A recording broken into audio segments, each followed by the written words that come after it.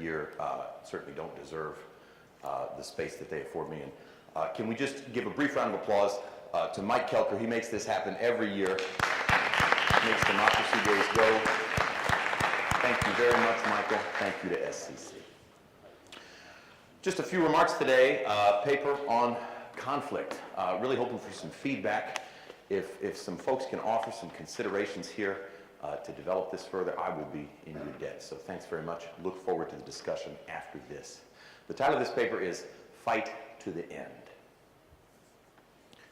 The greatest thing a person can experience, gushed the poet Rainer Maria Rilke in 1916. One may readily imagine any number of early 20th century marbles of which he may have been speaking. In fact, the object of his superlative judgment was far older. The Epic of Gilgamesh, composed at some point during the 3rd millennium BC, was lost to the modern world until its rediscovery in the mid-19th century. It is thought by many to be the world's oldest known story.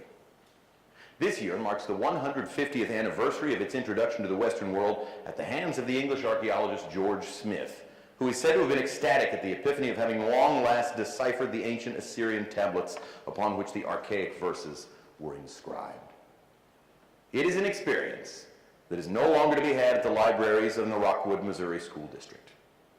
In anticipatory response to potential litigation arising as a result of the August 28th passage of Missouri Senate Bill 775, Rockwood District Libraries have removed several titles thought to contain potential violations of the law's prohibition on, quote, explicit sexual materials. A graphic novel version of the Epic of Gilgamesh, which contains a sexual encounter between a wild man and a prostitute, is among the recently deleted books. To no one's surprise, no sooner did news of the new law break than we began hearing two very different interpretations of what was going on. The St. Charles County Parents Association sees this initiative as part of their goal, quote, to arm parents with as much knowledge as possible to combat the perversion agenda that is being forced on our children. Representative Dottie Bailey of Eureka maintains that school libraries are actively, quote, grooming their children to be sex addicts. And in this corner, Tom Bastain of Missouri's ACLU chapter said that the legislation amounts to, quote, an attempt to silence viewpoints and stories from authors of marginalized communities. Representative David Smith of Columbia deemed such legislation misleading and, quote, part of a national strategy by a group of people to get them riled up and get them to the polls. Why is it that with every passing day, contemporary civil life seems more and more to resemble the duck rabbit? Viewed one way, it appears to be a rabbit looking off to the right with its ears pointed back to the left, as we can see. Seen the other way, the picture seems to show a duck quacking off to its left. To be clear, I'm not talking about the recurring Looney Tunes sketch in which Bugs and Daffy take turns trying to convince Elmer Fudd that it's the right season to shoot the other guy. In that scenario, we're assuming that it is either rabbit season or duck season or no season at all. So at least one of the two loudmouths is wrong about the facts. But in the case of the picture of the duck rabbit, there's no question of fact. The physical image is right there in front of us. The question isn't what we see, it's how we see it. This is how things stand with many of our contemporary disagreements surrounding not only public education in Missouri, but social and political issues nationwide. Granted, one could readily enough find instances of deception, malfeasance, or misinformation being circulated here, but that's not what I'm talking about. On September 1st, President Joe Biden delivered a speech denouncing what he called, quote, extreme MAGA ideology, end quote. No sooner had he left the stage than opinion began to diverge about what just happened. We all heard the same words, but we weren't even close to agreeing about what just happened. Was it a necessary sounding of the alarm for democracy, or an ominously divisive threat to punish political opponents? Or consider the FBI's execution of a search warrant at the home of former President Donald Trump. Was it a brazen invasion of privacy by an out-of-control government, or a brazen flouting of the law by an out-of-control megalomaniac? We could talk about the Supreme Court's decision in Dobbs v. Jackson Women's Health Organization, or perhaps the most glaring of all such recent incidents of epistemic ambiguity, what took place at the U.S. Capitol January 6th, 2021. Coming as that did so fast on the heels of an exhausting year of bitter disputes about COVID protocols, the January 6th incident seemed to cruelly underscore our national contradiction. The point is, even when misinformation and misdirection have been cleared up, even when the record of particular events is unambiguous, we seem inevitably to find ourselves divided and sharply over how to make sense of them. More broadly, it behooves us to recognize that what has come to be called polarization is hardly a uniquely American phenomenon. The conflict in Ukraine is surely the most gripping and sustained recent example of a series of events, the data of which are, with particular exceptions here and there, not in dispute. How to make sense of them certainly is. Are we witnessing a revanchist and power-mad thug stomping on a nation democracy? Or is this an unfortunately predictable defensive reaction to a globalist NATO that refused to quit while it was ahead? The affair in Ukraine is doubly significant. In the first place, it serves as an especially large-scale indication of the psychological aspect of polarization I've just been characterizing, in which we witness various individuals drawing opposite conclusions about some more or less plainly evident event. Among many recent analyses of such phenomena, the work of the philosophers Scott F. Aiken and Robert B. Talisse stands out as especially interesting. Aiken and Talisse maintain that belief polarization occurs when one's reactions to something are corroborated by the groups with which one identifies. So, for example, suppose that I, a Pittsburgh Steelers fan, have an inkling that starting Kenny Pickett at quarterback may be the best for the team in the long run. Any takers? Just checking. Okay, we got one back there. The corroboration hypothesis suggests that if I learn of a number of other Steeler fans who also think so, I'll become a lot more certain that Pickett ought to start. What's more, I will also become less tolerant of different opinions about who should play quarterback. This analysis of the psychology of belief polarization is especially interesting because it inverts the common assumption that individuals associate with that an individual associates himself with like-minded groups, such as political parties, churches, activist organizations, because he holds certain beliefs. No, as the corroboration hypothesis would have it, reality works the other way. The individual comes to hold the beliefs that he does because of his social affiliations. As Aiken and Talisse put it, quote, "The social environment itself can trigger extremity shifts. These prompts need not be verbal, explicit, or literal. They can merely be implicit signals to group members that some belief is prevalent among them.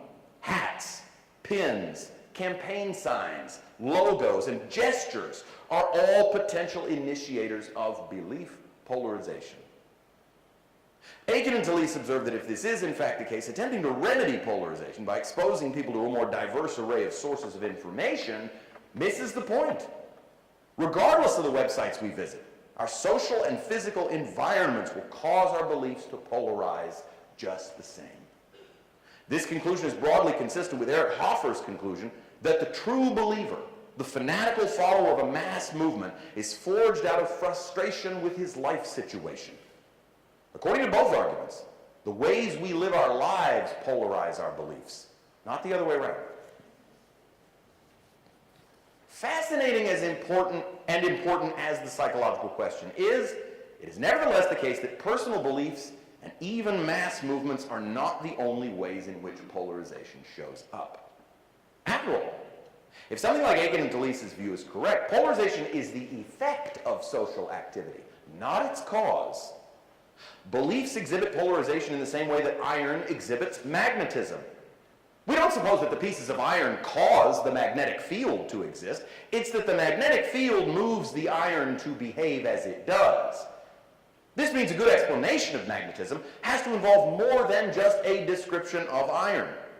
Analogously, a good explanation of the force of polarization will take into account more than just a hypothesis about the formation of beliefs. It will address other forms in which polarization appears and draw conclusions about those forms of polarization. These conclusions, and our conclusions about the causes of psychological polarization, should be not only consistent but isomorphic. If so, we'll have ourselves a theory. I do not have a general theory of polarization to offer. My task in the remainder of these remarks is considerably more modest. I want to describe another form of polarization, a form I will call world historical polarization. Though to my knowledge it has not been so named before, I'm certainly not the first to observe it or to speculate about its origins and ends. In fact, it's precisely because this form of polarization has been talked about before and talked about so fruitfully that I'm addressing it here today. My purpose in so doing is to advertise for philosophy. To be as clear as possible, I don't think philosophy can fix polarization. In fact, I'm not even sure we ought to want polarization to be fixed. What philosophy can do is help us think more clearly about what polarization has to do with who we are and how we make sense of things. To begin to examine the world historical aspect of polarization, let us return to the conflict in Ukraine. Earlier I said that this conflict is informative in more than one way. Beyond its significance as an especially striking example of belief polarization, different people viewing the same set of events differently, the situation in Ukraine is also significant because it indicates what I'm calling world historical polarization. To explain, let's wind the clock back about 30 years. Ukrainian independence came in 1991 on the heels of the dissolution of the old Soviet Union. Although its development since then has hardly been linear, the story of the past 3 decades appeared until recently to be one of an emerging independent liberal democracy. Underpinning this theory was the premise that the demise of the USSR heralded the rise of liberal democracy all over the world, including in Russia itself. No one expected this story would take a turn that might lead to Ukraine's reunification with Russia under an autocratic dictatorship. As late as 2013, the New York Times published an op-ed reminding Americans that, quote, the United Nations founders understood that decisions affecting war and peace should happen only by consensus, and, quote, we must stop using the language of force and return to the path of civilized diplomatic and political settlement, end quote. The author of these sentiments? Vladimir V. Putin. To put it simply, it seemed like we were all on the same page. For the sake of optimism, we might want to put Russia's subsequent and rather shocking reversal, of course, down to the idiosyncrasies, maybe even the psychological instabilities of the Russian president. However that may be, there remain the myriad of other examples that seem to signal a world coming apart. A Chinese Communist Party that seems to be opening up to economic liberalization, suddenly consolidating autocratic authority and rounding up hundreds of thousands of minority Uyghurs in concentration camps in the process.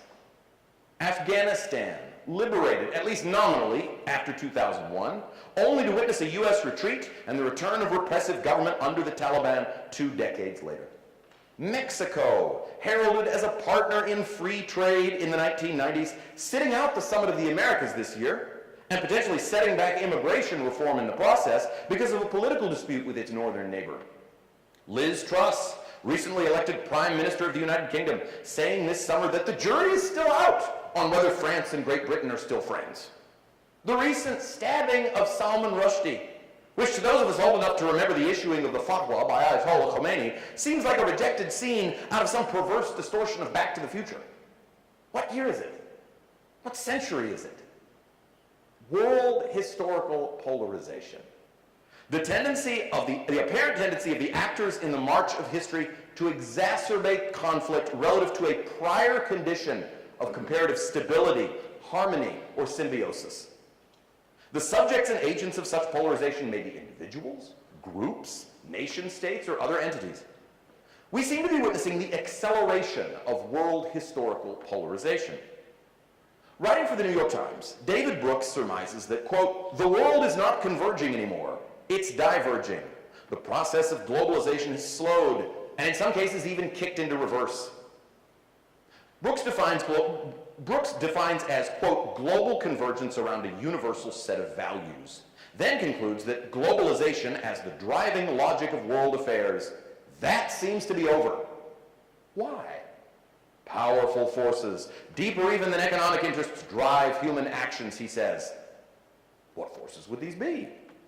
He lists loyalty to place, moral longings, and most opaquely, thematic desires, an obscure and musty-sounding phrase that just means that nobody likes to be stepped over. We may say of Brooks that if his observations are fairly clear, his diagnosis of their cause is considerably muddier. In my judgment, though, his worst sin is one of omission. It is highly ironic, derelict even, that Brooks makes no mention of Francis Fukuyama. After all, it is Fukuyama who some 30 years ago, famously or notoriously, championed the idea of global convergence around the norms of liberal democracy. Fukuyama, who incidentally is also responsible for popularizing the word phenomenologic, describes this convergence as the end of history. Quote, "If we are now at a point where we cannot imagine a world substantially different from our own, in which there is no apparent or obvious way in which the future will represent a fundamental improvement over our current order, then we must also take into consideration the possibility that history itself might be at an end," end quote. The end of history.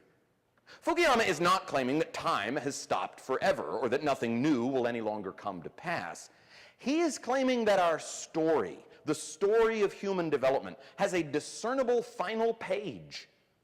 Fukuyama's overall argument to this conclusion hinges on a prior argument that modern natural science makes untenable the claim that history is cyclical, that it just goes round and round.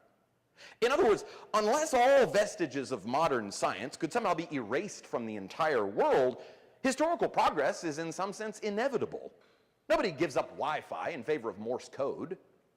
This in turn fosters institutions that thrive in a climate of free inquiry. I'm oversimplifying here, but the essence of Fukuyama's argument is that modern natural science confirms that history is directional, and the evidence strongly suggests that it's moving toward liberal democracy. We have to note that Fukuyama's case for global convergence on liberal democracy is not empirically testable. After all, what physical evidence could possibly confirm or refute the claim that human beings universally drive toward a social system that recognizes inalienable rights and equal freedoms? But Fukuyama's argument is not about physical data or particular circumstances. It's a universal claim about human nature. In order to assess its soundness, we would have to start by framing the conditions for the very possibility of human community. What does it mean to be human? And what does it mean to relate to other humans? Do the answers to these questions suggest progress or not? Brooks should have given at least a passing nod to Fukuyama. In turn, it's only fair to expect Fukuyama to acknowledge the philosophical roots of his own conclusions. And to his credit, he does just this.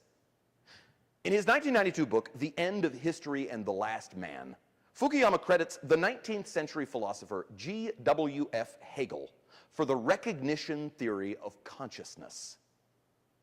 A theory claiming that the human condition essentially involves striving for recognition, achieving other people's acknowledgement of our own worth.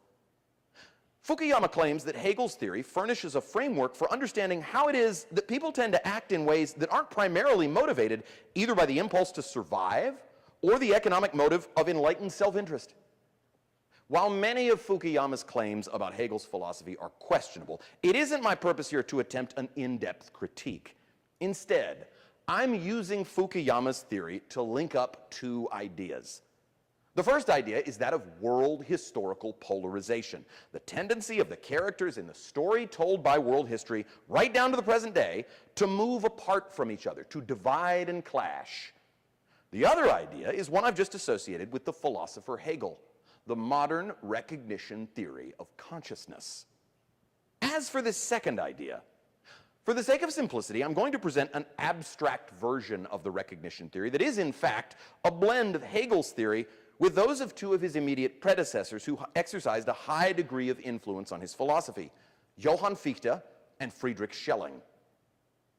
The recognition theory of consciousness is a way of coming to grips with what it means to be human. Notice that we're asking about ourselves. What does it mean to be aware, to be conscious of one's self? The classic deduction of the recognition theory begins by asking us to consider what we're doing when we refer to ourselves, as we do all the time when we use the pronoun I. To what does this pronoun refer? The simple answer is a being that refers to itself.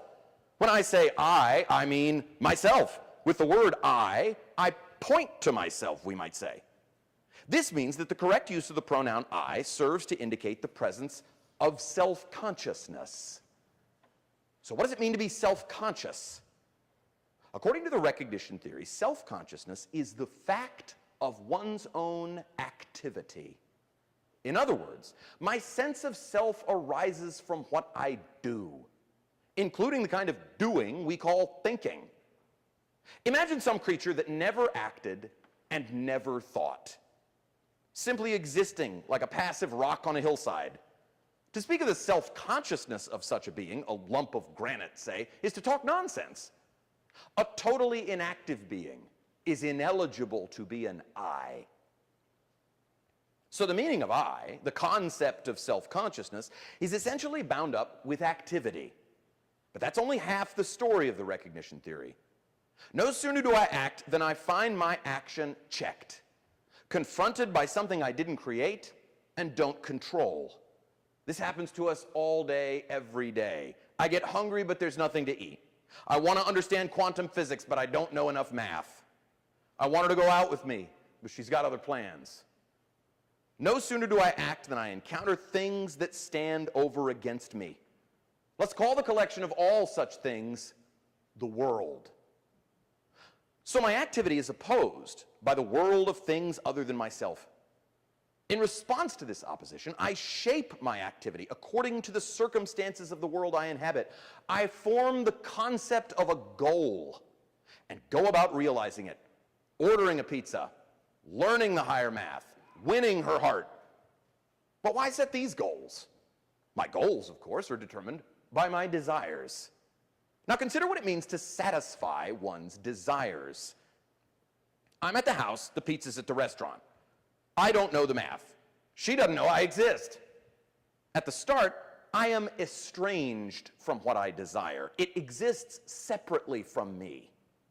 The recognition theory maintains that the satisfaction of desire is the process of overcoming this separation, getting the pizza into my mouth, getting the equations into my mind, getting her to join me for dinner. This conception fits with what we've said already about my relationship to the world.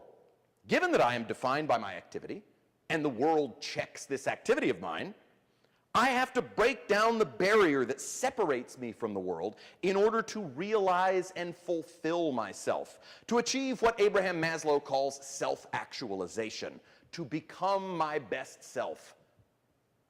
Now, the satisfaction of desire is a double-edged sword. Once I get what I want, I have no reason to keep striving. But as we just observed, I am nothing but my activity. So I need to keep desiring and keep satisfying myself in order to flourish. This means a truly satisfying object of desire would be something that would regenerate itself as soon as I obtained it. The ability to do this is in fact an essential property of living things. So self-realization is possible only by involving myself with other living things. But that's not all. For complete self-actualization, I crave something that not only regenerates itself, but also acknowledges the fact of my activity, sees and understands that I'm striving to make something of myself. The fruit tree regenerates itself, but it does not recognize that I'm picking the apples. Best of all would be an object of desire that acknowledges my efforts at self-realization by reflecting my own activity back to me. But the only sort of being capable of such reflection would be another person. So it is that I can find self-satisfaction, self-actualization, only through recognition by another self-consciousness. So the recognition theory claims that my self-consciousness requires the recognition of another self-consciousness. But that's only the beginning. I want now to narrow our focus to the specific recognition theory outlined by G.W.F. Hegel in his 1807 work, Phenomenology of Mind. Like all recognition theorists, Hegel claims that the ultimate and universal goal of human activity, the end we all seek, is freedom. The freedom of body and mind to determine my own course of action in the world. One way the drive for freedom shows up, Hegel thinks, is the determination to risk anything in order to master the challenges in front of me. This might take the form of spending less time on Reddit in order to become a better guitar player, or sacrificing sleep in order to learn chemistry. The greatest possible risk one can take is to stake one's life for the sake of mastery. We just saw that the first step in the quest for self-realization, the quest for absolute freedom, is the encounter between two people, each seeking recognition from the other. In this recognition encounter, each person asserts himself by staking his own life to dominate the other. The fight for freedom is quite literal. It's a fight to the death. Hegel argues that the process of self-realization begins in earnest when one side has the other at its mercy. Instead of crushing the defeated opponent, the winner preserves his victory by enslaving the loser. In other words, the two sides of the struggle begin to fulfill their true natures when they polarize. Once that begins, things are never the same. Hegel treats the relationship between master and slave as dynamic, ultimately resolving itself into a different form of relationship, a different social shape for a different shape of consciousness, Hegel would say.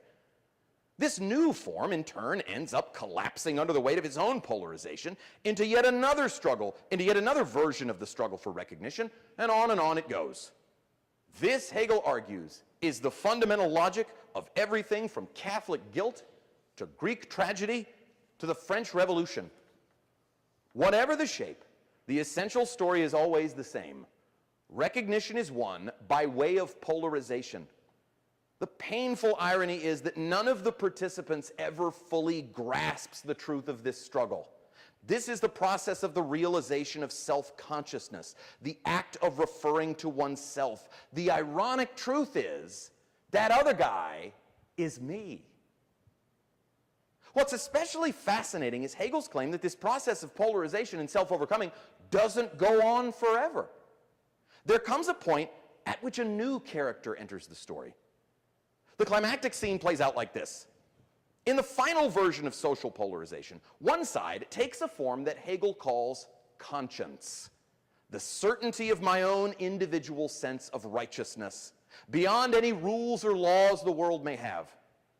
The other side is what Hegel calls the beautiful soul, an equally self-certain individual who hovers above the world, remaining pure by never actually getting her hands dirty.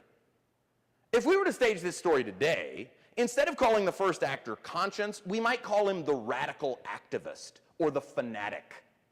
And instead of the beautiful soul, we might have the moralistic keyboard warrior. Anyway, the radical activist does something big and bold for his own cause, maybe even something that's against the law. He's not ashamed of it. He believes in his heart that he's on the side of the angels. But when he tries to explain why he did what he had to do, he just hears crickets. Nobody agrees with him. In a catastrophic epiphany, the activist sees clearly his own limitations, his own foolishness at elevating his priorities and judgments above those of the rest of society. In shame, he confesses his wrongdoing and asks for forgiveness. But the keyboard warrior doesn't budge.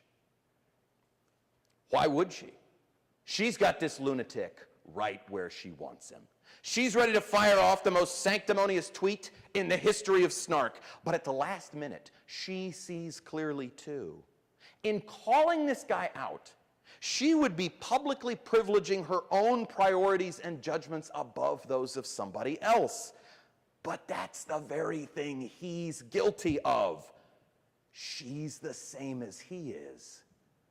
In the final moment of mutual recognition, they recognize together their own limitations. But in order to grasp myself as limited, Hegel reasons, I must, for the sake of meaningful comparison, become conscious of an unlimited self, an I whose freedom is unbounded. With this, the process of polarization has not come to a stop, but it has come to an end. The dynamic of personal human interaction that takes place in situations we describe as civil, social, or political has reached its fulfillment. Hegel's account of the epistemological development of consciousness goes on from here, but it's at this point that I'd like to pump the brakes. What have we just said? That we should always approach conflict with an open mind and be ready to forgive someone when he hurts our feelings? That does sound good. We should definitely do that. But philosophically, there's more meat on the bone here. Hegel thinks we all care about dignity, respect, recognition from other people. If I can't attain it, there's a profound sense in which I'm not really here.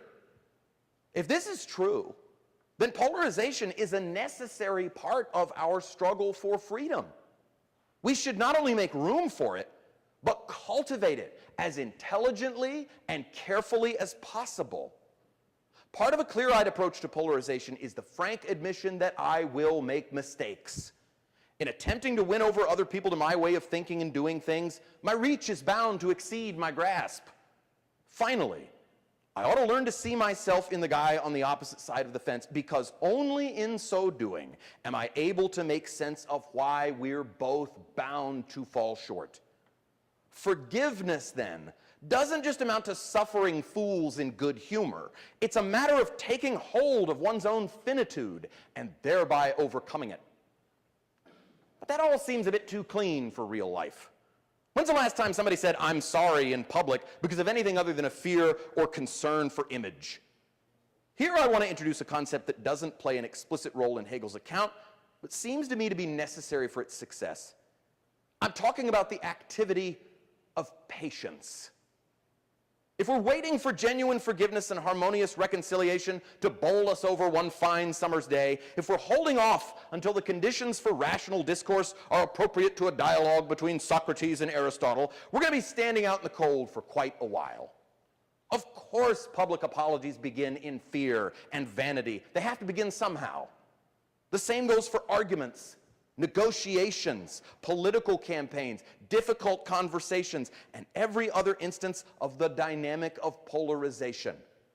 Life and growth is messy, and social life is the messiest form of all. A good gardener cultivates patiently because she is patient with herself. In the end, the success of democracy, not as we know it, but as we would know it, as we will it, depends on fighting well, fighting patiently, and fighting to the end. That is, putting polarization to the self-conscious purpose of completing the project of freedom, the project of reconciliation. In order to come together, we must learn to come apart. Thank you.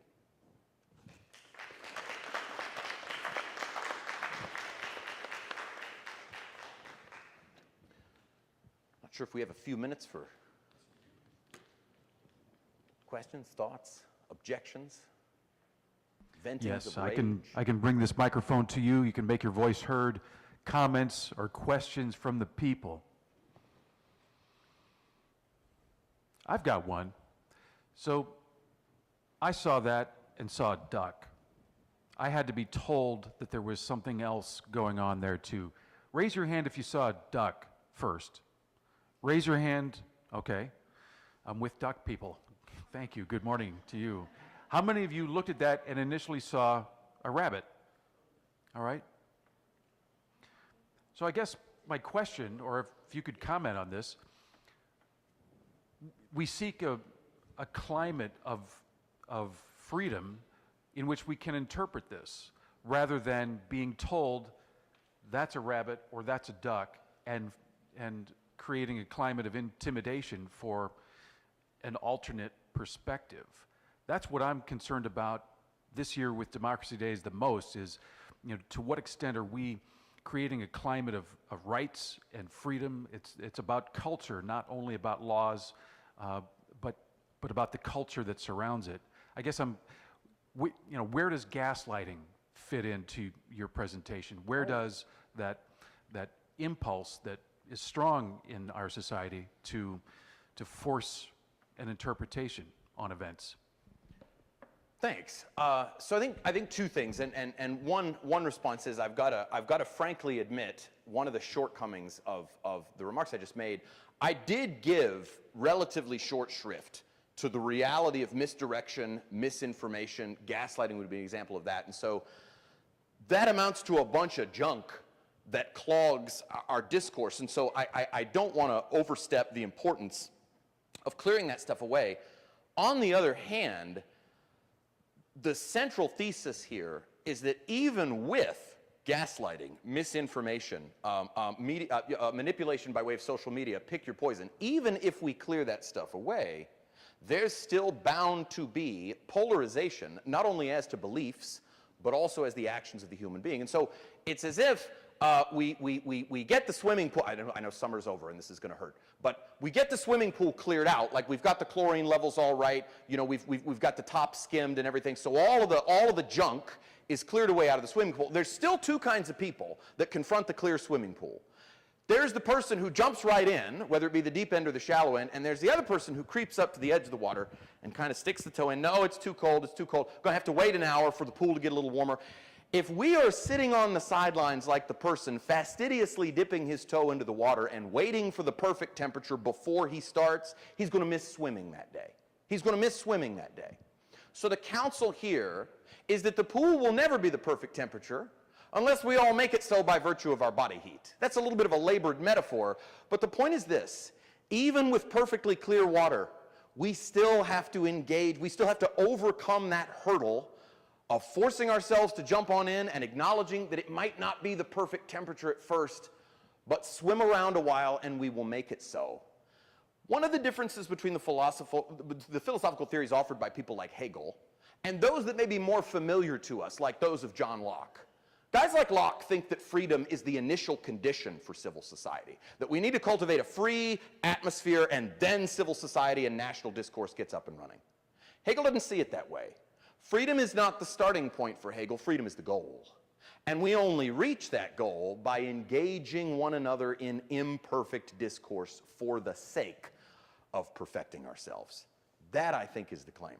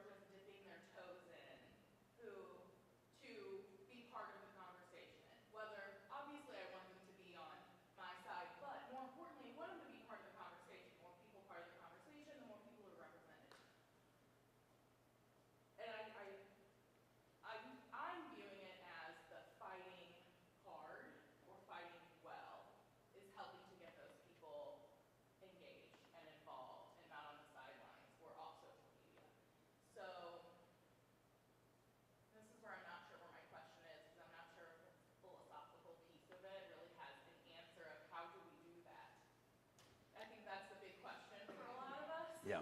But, so I don't know if there's a question or if it's more just input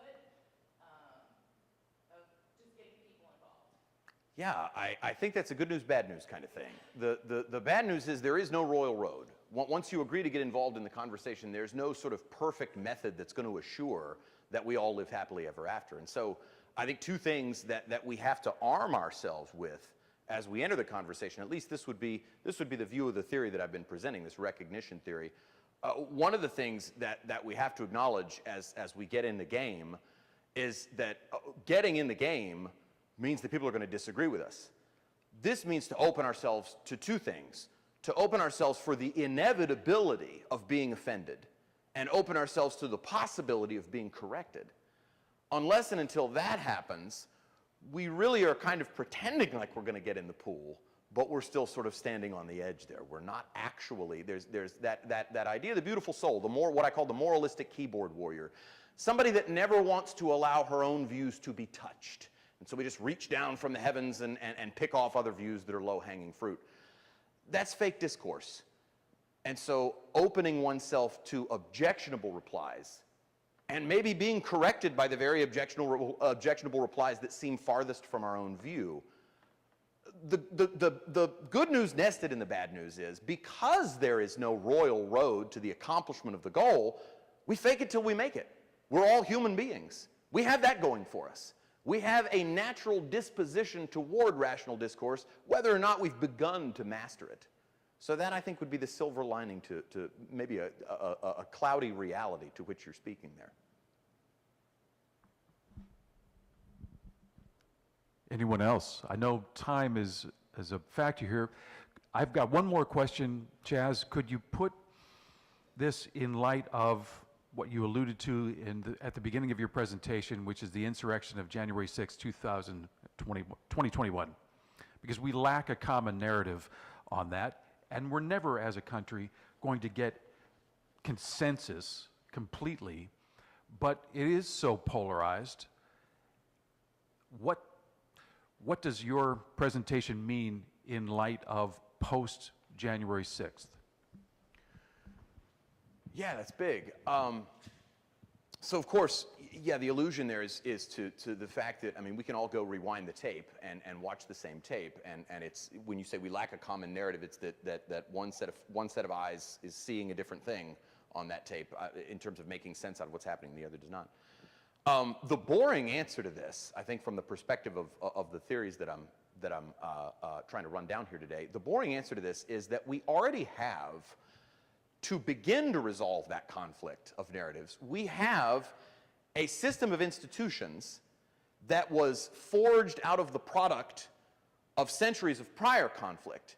The system of institutions there are legal institutions. Imperfect as they are, shambling along as they are, these legal institutions that we have are the products that we've come up with provisionally so far. And so we can operate there with the moderated and very humble assurance that one of two things is going to happen here in the wake of this. Either, as the legal system processes what happened on January 6th, we'll see the success of the legal system and go like, oh, there it was the whole time. That's how we achieve some sort of resolved answer to that branch of the conflict. Or we won't. It'll turn out that the legal system is inadequate to handle that sort of thing, in which case we, the people, will reform those legal systems that are always in the process of dynamic evolution in and of themselves. So that's to say, this is to urge a method that the 20th century ethical philosopher John Rawls calls reflective equilibrium. We've got the institutions on one hand, we've got the activity of the people on the other. Those are going to modify each other mutually. There's going to be some give and take between the institutions on the one hand and the actions of the people on the other. Neither of those is ever going to win out, but the good news is we're not starting from scratch in trying to resolve that conflict. I think there's a way of treating this that it was so shocking to the senses when we saw that on January 6th. It really seemed like we were in what some of these earlier philosophers would call a state of nature situation. It really seemed like we were back in the trees. But the emerging reality in the time that's passed since then is that that's not the case. The legal system, again, shambling along as it is, slow as the wheels turn, the wheels do turn. And so we begin to see developments. Whether or not those developments are immediately for the good, they give us new material to work on. And so it's our responsibility to approach the aftermath of a situation like that in a clear-eyed and active way.